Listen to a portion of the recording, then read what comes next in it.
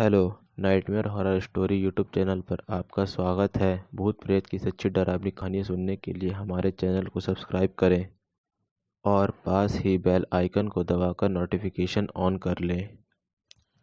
मित्रों, मेरा नाम रहमान है और मैं उत्तर प्रदेश का रहने वाला हूँ।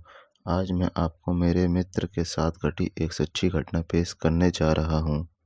मेरे मित्र का नाम वसीम है और हम बहुत अच्छे दोस्त हैं और हम हमारी हर बात एक दूसरे से शेयर करते हैं।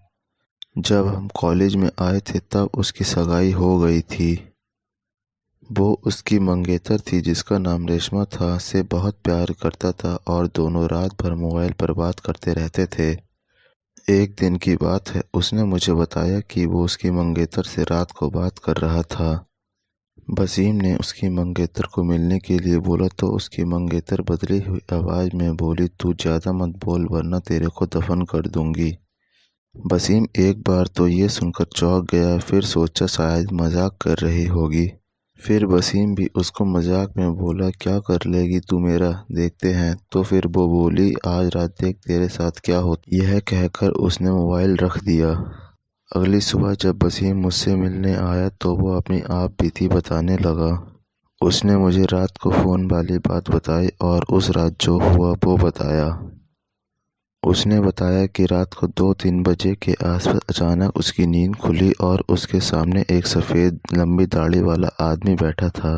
वो बोलने लगा, ले आ गया, अब देख तेरे साथ क्या होता है। उसने वसीम के गले को पकड़ लिया और ऊपर मेरी सांसें रुक गईं। वसीम ने उसी वक्त अल्लाह का नाम लेते हुए नमाज पढ़ना शुरू कर दिया और वो उसके सामने से गायब हो गया। मुझे उसकी बात सुनकर बहुत अचंभा हुआ कि ऐसा कैसे हो सकता है। अगले दिन वसीम ने फिर अपनी मंगेतर से मोबाइल पर बात की और बोला, कल रात तुम मुझे क्या अनाप शनाप बोल रही थी। उसकी मंगेतर ने कहा, ऐसा कैसे हो सकता है, कल रात तो मैंने फ़ोन ही नहीं किया था।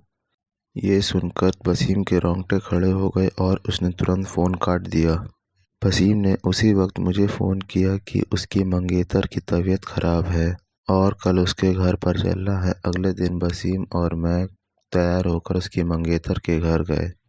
वहाँ हमने दरवाज़ा खटखटाया तो उसकी मंगेतर सामने खड़ी थी और उसने बदली हुई आवाज़ में बोला, तू फिर आ गया, तूने अगर अंदर कदम रखा तो तेरा जनाजा निकाल दूंगा। वसीम बोला कि ये क्या बोल रही है तू। वसीम आगे था। उसने जैसे ही घर के अंदर कदम रखा उसकी मंगेतर ने दीवार पर टंगी तस्वीर उतारकर उसके सर पर दे मारी। उसके सिर से खून बहने लगा। वसीम के ससुर ने और उसके सालों ने उसकी मंगेतर को पकड़कर बैठाया। फिर उसके सालों ने वसीम के सर पर पट्टी बांधी।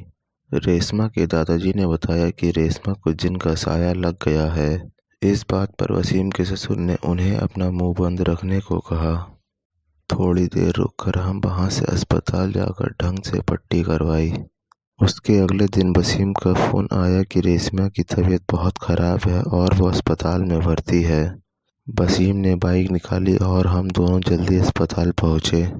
वहां पहुंचते ही हमने डॉक्टर से रेशमा की हालत पूछी तो उसने बताया कि उसकी हालत बहुत नाजुक है, कोई असली बीमारी का पता नहीं चल पा रहा है और डॉक्टर ने उसके घर वालों से रेशमा को घर ले जाने को कहा। सभी हैरान थे कि ऐसी क्या बीमारी है जिसका इलाज डॉक्टर के पास भी नहीं है। फिर उसके घर वाले रेशमा को घर ले आए। रेशमा ने वसीम को बुलाया और कहा कि मैं ज़्यादा दिन नहीं रह पाऊंगी और तुम किसी अच्छी लड़की से शादी कर लेना। ये सुनकर वसीम की आंखों में आंसू आ गए और वो बोला, मैं तुम्हें मरने नहीं दूंगा। फिर रेशमा के दादाजी ने उसको पीर बाबा के पास ले जाने को कहा।